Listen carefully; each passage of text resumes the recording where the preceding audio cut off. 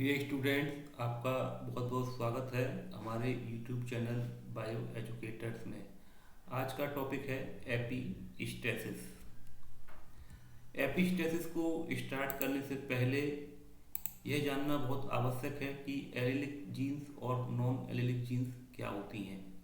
जैसा हम लोग जानते हैं कि जीन्स, किसी भी जीन के दो एलिलोमॉर्फ होते हैं या उसकी दो एलील होती हैं। देखिए, जो एलिलिक जीन्स होती हैं वो होमोलोगस क्रोमोसोम्स के अलग अलग गुणसूत्रों पर उपस्थित होती हैं, लेकिन इनकी जो लोकाई है या इनकी जो पोजीशन है वो एक जैसी होती है। जैसे हम बात कर रहे हैं यहाँ पर कैपिटल टी, और ये दूसरा क्रोमोसोम पर उपस्थित जो एलील है वो भी कैपिटल टी या स्मॉल टी हो सकता है। तो ये दोनों जो एलील्स हैं वो एक ही जीन की एलील हैं और इनको हम एलिलिक जीन्स बोल सकते हैं, क्योंकि इनकी जो यहाँ पर उपस्थिति है, लोकेशन है, वो एक जैसी है। देखिए, यहाँ पर एक जीन और है जिसकी दो एलील्स हैं, कैपिटल आर और स्मॉल आर। इन दोनों एलील्स की भी पोजीशन जो है क्रोमोसोम में सेम है, अर्थात ये भी जो है एलिलिक जीन कहलाएंगी। जबकि जो नॉन एलिलिक जीन है वो एक ही क्रोमोसोम पर उपस्थित हो सकती हैं। यहाँ हम देख रहे हैं कि ये भी देखिए होमोलोगस क्रोमोसोम का पेयर है। यहाँ पर जो कैपिटल टी और कैपिटल आर है, ये दो अलग अलग जीन की अलग अलग एलील्स हैं और इनकी लोकाई जो है एक दूसरे से बिल्कुल अलग अलग है। तो ये दोनों एलील जो हैं वो नॉन एलिलिक जीन कहलाएंगी। ऐसे ही देखिए, इस साइड भी आप देख सकते हैं, यहाँ पर ये कैपिटल टी है और ये स्मॉल आर है। इन दोनों एलील्स की या इन दोनों जीन्स की जो पोजीशन है वो डिफरेंट है, तो ये भी नॉन एलिलिक जीन्स कहलाएंगी। इसी प्रकार से देखिए, नॉन होमोलोगस क्रोमोसोम में जो जीन्स उपस्थित होती हैं वो भी नॉन एलिलिक जीन्स होती हैं। यहाँ पर देखिए मैंने चार प्रकार के कॉम्बिनेशन बनाए हुए हैं। कैपिटल टी और कैपिटल आर, ये दोनों भी देखिए अलग अलग प्रकार की जीन्स हैं, लेकिन इनकी लोकाई सेम है, लेकिन ये दोनों जो एलील्स हैं वो एक दूसरे से डिफरेंट हैं, तो ये नॉन एलिलिक जीन कहलाएंगी। देखिए, इसी प्रकार से चार कॉम्बिनेशन है, कैपिटल आर स्मॉल आर, ये भी जो नॉन एलिलिक जीन का पेयर होगा। कैपिटल टी स्मॉल आर, ये भी नॉन एलिलिक जीन का पेयर होगा। कैपिटल आर स्मॉल टी, ये भी नॉन एलिलिक जीन का पेयर होगा। तो अब इन दोनों एग्जाम्पल से आप लोग ये समझ गए होंगे कि एलिलिक जीन्स और नॉन एलिलिक जीन्स होती क्या है। देखिए, नॉन एलिलिक इंटरेक्शन ऐसी एलील्स के मध्य होता है जो अलग अलग जीन्स पर एवं अलग अलग लोकाई पर स्थित होते हैं। यहाँ से इस लाइन से बहुत क्लियर आप लोगों को ये हो जाएगा कि नॉन एलिलिक जो जीन्स हैं या नॉन जो अलग अलग एलील्स हैं, अलग अलग जीन की जो एलील्स हैं, उनका जो इंटरेक्शन है वो ऐसी एलील्स के मध्य होता है जो अलग अलग जीन्स पर एवं अलग अलग लोकाई पर स्थित होते हैं। नॉन एलिलिक जो इंटरेक्शन है वो कभी भी मेंडल के नियमों का पालन नहीं करते हैं। ये आप बहुत इंपॉर्टेंट पॉइंट है कि नॉन एलिलिक जो इंटरेक्शन होता है वो मेंडल के नियमों का पालन नहीं करते हैं। मेंडल के जो लॉज थे, उन्होंने जो बताए थे सारे लॉज, वो सब उनके एलिलिक इंटरेक्शन थे। जो नॉन एलिलिक जीन जो होती हैं उनमें एक जीन के प्रभाव के कारण दूसरे जीन का प्रभाव जो है समाप्त हो जाता है, अर्थात एक जीन जो है वो दूसरे जीन के इफेक्ट को प्रदर्शित नहीं होने देती है, अर्थात दूसरा जीन अपना प्रभाव प्रदर्शित नहीं कर पाता है या उसका प्रभाव जो है वो मास्क्ड हो जाता है, छुप जाता है। इस प्रक्रिया को हम एपीस्टेसिस कहते हैं, इस फिनोमेना को हम एपीस्टेसिस कहते हैं।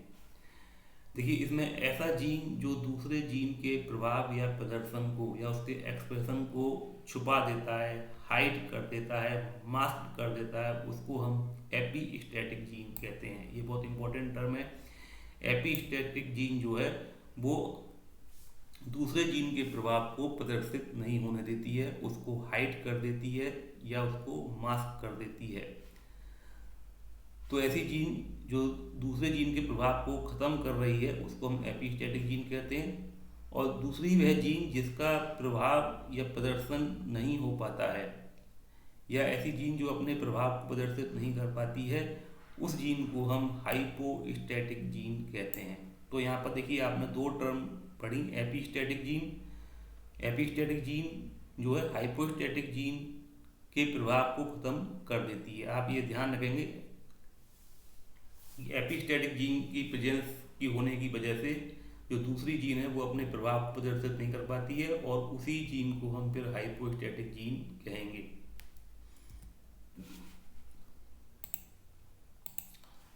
नॉन एलिलिक जेनिक जो इंटरेक्शन है उसमें मेंडेलियन डाइहाइब्रिड क्रॉस जो कि 9331 हमको देखने को मिलता था। मेंडल के डाइहाइब्रिड क्रॉस आप लोगों ने स्टडी किया होगा, उसमें जो जीनोटिपिक और फिनोटिपिक रेशो, उसमें जो फिनोटिपिक रेशो आता था वो 9331 हमको प्राप्त होता था। लेकिन बेटसन और पुनेट के अनुसार एपिस्टेसिस में मेंडेलियन डाइहाइब्रिड क्रॉस का जो अनुपात होता है वो हमको प्राप्त नहीं होता है।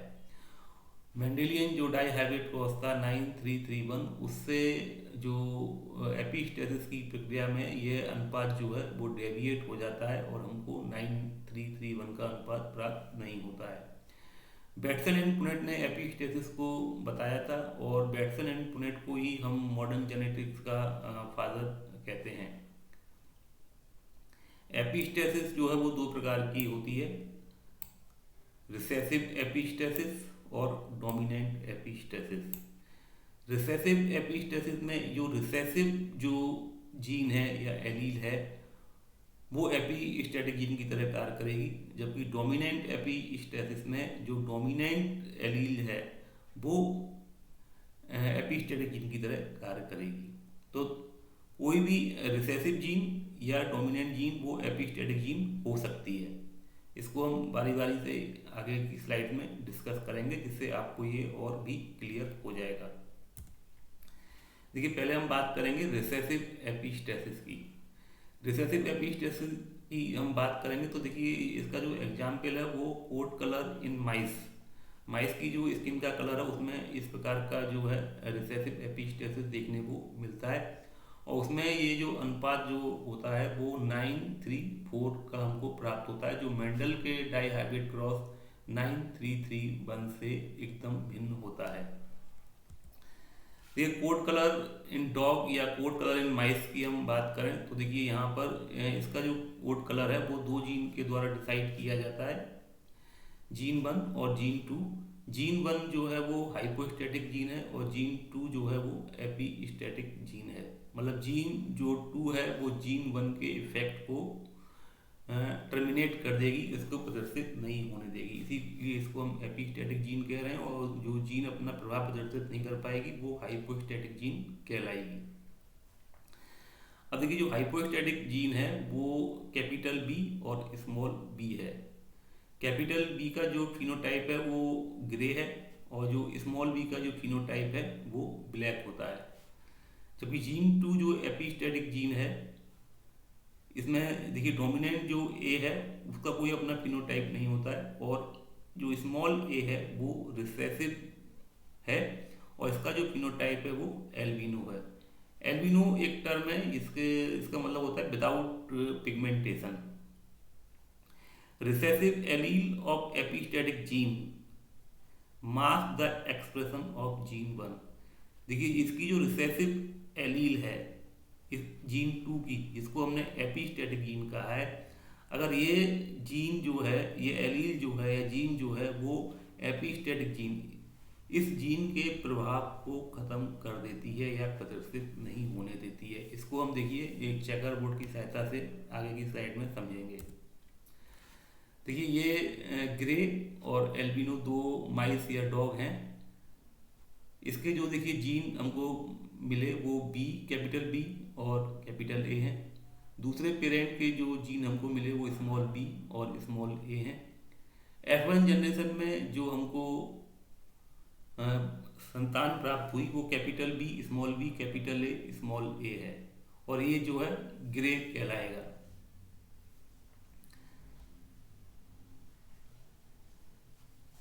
ग्रे इसलिए हुआ क्योंकि इसमें केवल रिसेसिव जीन जो है वो स्मॉल ए ही प्रेजेंट है, और उसका जो डोमिनेंट फॉर्म है कैपिटल ए वो भी प्रेजेंट है। तो यहाँ पर रिसेसिव जो ए जीन है, स्मॉल जीन ए है, वो अपना प्रभाव प्रदर्शित नहीं कर पा रही है। केवल यहाँ आप ये ध्यान देंगे कि जब स्मॉल ए कॉम्बिनेशन प्रेजेंट होगा किसी जीनोटाइप में, तभी वो एपिस्टैटिक जीन की तरह कार्य करेगा। केवल एक स्मॉल ए होने से वो एपिस्टेटिक जीन की तरह वर्क नहीं करेगा। इसकी जब हमने सेल्फिंग की तो हमको 4 प्रकार के गैमीट मिले, 4 मेल गैमीट मेल से मिले और 4 फीमेल से मिले हमको। इसको हमने पुनेट स्क्वायर या चेकर बोर्ड की सहायता से, देखिए हमने ये बोर्ड बनाया हुआ है। जो 4 गैमीट बने वो capital B, capital A, capital B small A, small B capital A, small B small A हैं। इसी प्रकार से इस साइड भी जो सेम गैमीट रहेंगे। और देखिए यहाँ पर ये हम लोग ध्यान देंगे कि ये जो गैमीट बन रहे हैं, ये कैपिटल बी ए इधर है, कैपिटल बी ए इधर है, तो ये जो कॉम्बिनेशन बना वो बी ए ए ए बना। यहाँ इसको हम कैपिटल, ये कैपिटल बी होगा, यहाँ पे गलती से ए हो गया है, इसको हम कैपिटल बी मानेंगे। तो इसका देखिए इफेक्ट ग्रे है, क्योंकि यहाँ पर ये जो रिसेसिव जीन उपस्थित नहीं है। जो एपिस्टेटिक जीन थी वो डोमिनेंट स्टेज में है, तो अपना प्रभाव प्रदर्शित नहीं करेगी और जो कलर होगा वो ग्रे होगा।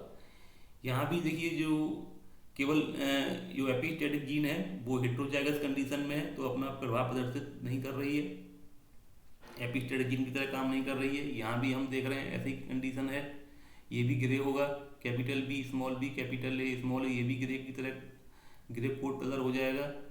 Capital B capital A small A, ये भी जो है ग्रे होगा। अब देखिए ये जो कंडीशन है capital B small A small ए, यहाँ पर ये जो स्मॉल ए जो एपिस्टेटिक जीन है वो जो बी जीन है या बी एलील है उसके इफेक्ट को खत्म कर देगी। देखिए मैंने ये बताया था कि ये डोमिनेंट ग्रे है, तो ये ग्रे कलर ना होके अब क्या हो जाएगा, एल्बिनो कलर हो जाएगा।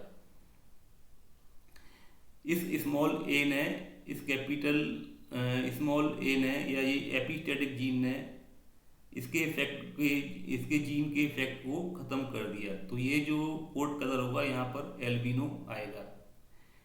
देखिए यहाँ पर क्या है, यहाँ पर ये जो एपिस्टेटिक जीन है वो हेट्रोजाइगस कंडीशन में है, तो ये कैपिटल बी जीन के इफेक्ट को इससे कोई फर्क नहीं पड़ेगा और ये ग्रे ही रहेगा। अब देखिए यहाँ पर भी ये देखिए जो एपिस्टेटिक जीन है फिर से वो रिसेसिव कंडीशन में है, होमोजाइगस रिसेसिव कंडीशन में है, तो वो कैपिटल बी के इफेक्ट को खत्म कर देगा और ग्रे की जगह हमको एल्बिनो कलर यहाँ देखने को मिलेगा। देखिए फिर से यहाँ पर ग्रे कलर हो गया, यहाँ पर भी ग्रे कलर हो गया। अब देखिए इसको देखिए, ये जो है ब्लैक कलर हो जाएगा। यहाँ पर जो एपिस्टेटिक जीन है वो अपनी इनएक्टिव स्टेज में है और जो बी जीन है वो भी यहाँ पर रिसेसिव जीन है, तो ग्रे कलर ना होकर यहाँ पर जो है ब्लैक कलर दिखाई देगा। सेम कंडीशन यहाँ पर है, यहाँ पर भी जो प्रोजेनी है वो भी ब्लैक होगी, उसका भी जो कोड कलर है वो ब्लैक होगा। यहाँ देखिए capital B small B capital A small A है, ये अपने रिसेसिव जो एपिस्टेटिक जो जीन है वो अपने हेट्रोजाइगस कंडीशन में है, तो ये जो है कैपिटल बी के इफेक्ट को मास्क नहीं कर पाएगी और कलर हमको ग्रे प्राप्त होगा। देखिए अब इसमें देखिए ब्लैक हो गया, क्योंकि देखिए ये जो फिर से आप देखेंगे कि ये जो एपिस्टेटिक जीन है वो अपनी होमोजाइगस रिसेसिव कंडीशन में है, तो इसने जो बी के इफेक्ट को सप्रेस कर दिया, खत्म कर दिया, बी के प्रभाव को प्रदर्शित नहीं होने दिया और ये ब्लैक हो जाएगा। यहाँ फिर देखिए कि ये जो है यहाँ पर जो रिसेसिव कंडीशन में है ए जीन, लेकिन हेट्रोजाइगस रिसेसिव कंडीशन में है, होमोजाइगस रिसेसिव कंडीशन में नहीं है। और जो ब्लैक जीन जो एपिस्टेटिक जीन है, जो हाइपोस्टेटिक जीन है वो भी अपने रिसेसिव कंडीशन में है, होमोजाइगस रिसेसिव कंडीशन में, तो इसका भी जो ग्रे कलर है वो प्रदर्शित नहीं हो पाएगा और हमको एल्बिनो कलर देखने को मिलेगा। देखिए ये बिल्कुल एक डिफरेंट फिनोटाइप है। यहाँ पर देख रहे हैं आप कि ये रिसेसिव कंडीशन में है, ये जो एपिस्टेटिक जीन है वो अपने रिसेसिव कंडीशन में है और जो हाइपोस्टैटिक जीन है वो भी अपनी रिसेसिव कंडीशन में है, तो यहाँ पर हमको ब्लैक कलर देखने को मिलेगा। यहाँ समझ सकते हैं कि जब बी कैपिटल बी होगा तो वो डोमिनेंट स्टेज में होगा, और जब स्मॉल बी है तो वो रिसेसिव कंडीशन को बनाएगा। तो आप देख रहे हैं कि इस फिगर में इस प्रकार के क्रॉस में जो रिसेसिव एपिस्टेसिस था उसमें हमको 9 जो प्रोजेनी है या ऑफ स्प्रिंग है वो हमको ग्रे कलर वाले मिले, 3 एल्बिनो मिले और 4 जो है ब्लैक मिले। तो ये रेशो जो है वो 9:3:4 का रह गया, जो कि मेंडेलियन रेशो में 9:3:3:1 का हुआ करता था। ठीक है, दूसरा जो इसी में एग्जाम पार्ट है वो है डोमिनेंट एपिस्टेसिस। डोमिनेंट एपिस्टेसिस में जो डोमिनेंट जीन होगी वो एपिस्टेटिक जीन की तरह वर्क करेगी। इस प्रकार का जो एग्जाम्पल है वो फ्रूट कलर इन कुकुरबिटा में देखा जाता है। कुकुरबिटा के जो फ्रूट होते हैं वो जनरली 3 कलर के होते हैं, येलो, ग्रीन और वाइट। देखिए डोमिनेंट जीन जो है, डोमिनेंट जीन W जो है, masking the effect of another gene that is Y। W अगर डोमिनेंट स्थिति में है तो वो दूसरे जीन जो है कैपिटल Y है उसके इफेक्ट को मास्क कर देती है। तो W जो है वो एपिस्टेटिक जीन है और जो Y जो है वो हाइपोस्टेटिक जीन है।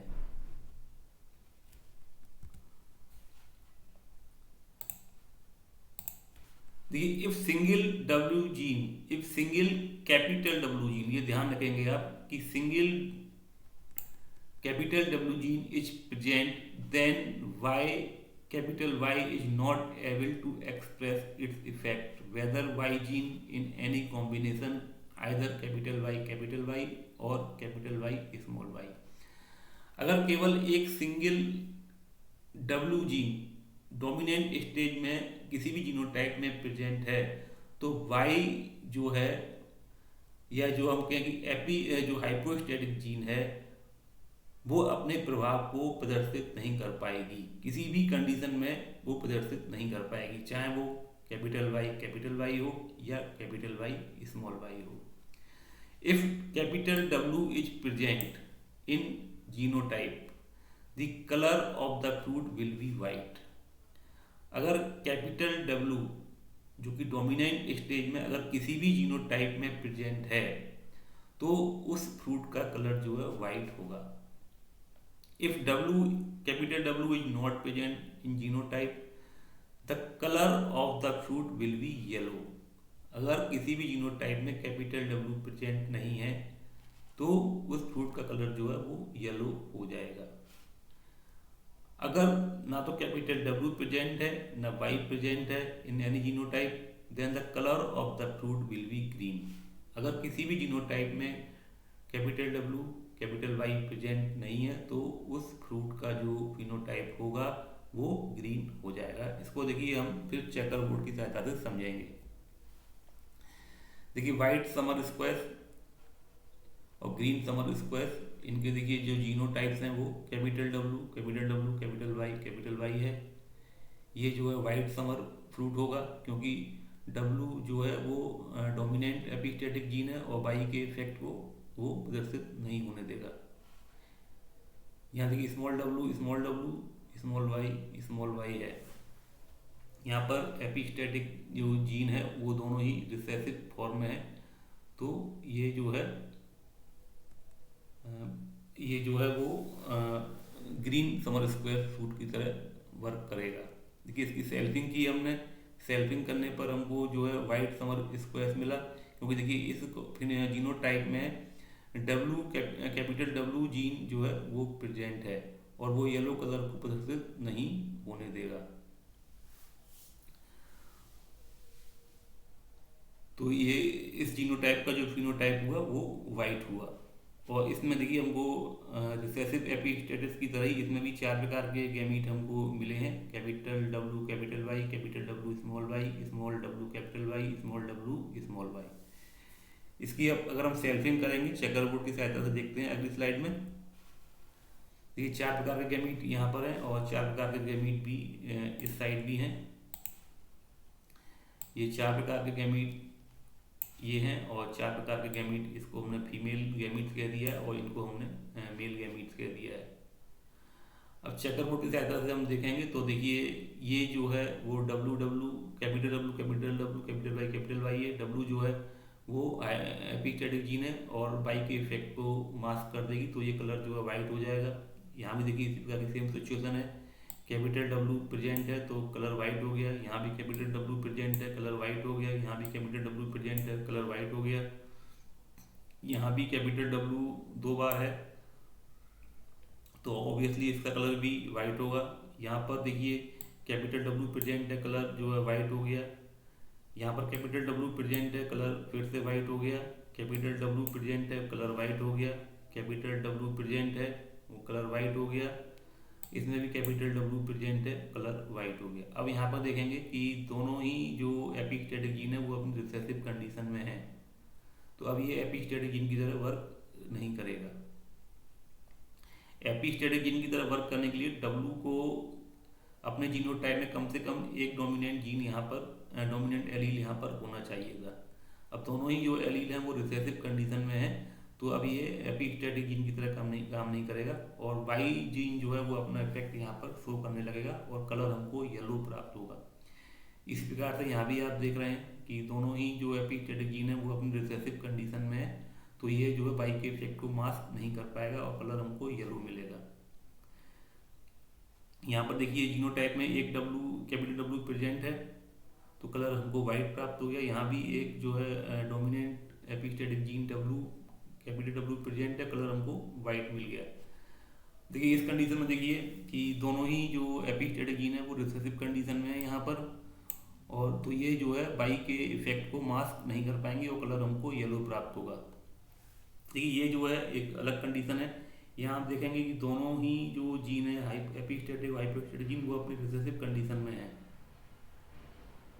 तो डब्लू स्मॉल डब्लू है और स्मॉल वाई है, तो कैपिटल डब्लू की ना होने की वजह से ये जो है जो यहाँ पर एपिस्टेटिक जीन की तरह वर्क नहीं करेगा और ना ही जो है ये जो जीन है ये जो हाइपोस्टेटिक जीन है वाई वो भी स्मॉल वाई रिसेसिव कंडीशन में मौजूद है, तो इस फ्रूट का जो कलर है वो एक नया कलर हमको मिलेगा जो कि ग्रीन होगा।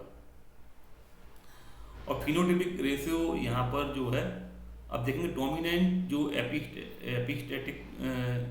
डोमिनेंट एपिस्टेसिस का जो रेशियो है वो 12:3:1 हमको प्राप्त होगा, जबकि रिसेसिव एपिस्टेसिस में हमको जो प्राप्त हो रहा था फिनोटिपिक रेशियो वो हमको प्राप्त हो रहा था 9:3:4। तो रिसेसिव एपिस्टेसिस और डोमिनेंट एपिस्टेसिस दोनों के एग्जाम्पल आपने यहाँ पर स्टडी किए और दोनों के जो फिनोटिपिक रेशियो हैं वो अलग अलग हमको प्राप्त हो रहे हैं। इनके जीनोटाइप की बात करें तो जीनोटाइप इनका जैसे हमको मेंडल के डाइहाइब्रिड क्रॉस में मिला था वो same genotypic ratio recessive epistasis और डोमिनेंट एपिस्टेसिस में रहता है, केवल इनके फिनोटिपिक रेशियो में अंतर आते हैं। तो निश्चित ही ये वीडियो आप लोगों को काफ़ी क्लियर होगा और बहुत ही इंटरेस्टिंग टॉपिक है, इसको ज़रूर आप लोग ध्यान से समझें और पढ़ें और अपने जो फ्रेंड्स हैं उनके साथ भी शेयर करें, और आपको हमारे वीडियो अच्छे लग रहे हैं तो उनको लाइक करते जाएं, अपने फ्रेंड के साथ शेयर करें, अन्य जो स्टूडेंट्स हैं उनको भी शेयर करें और हमारे चैनल को सब्सक्राइब करें।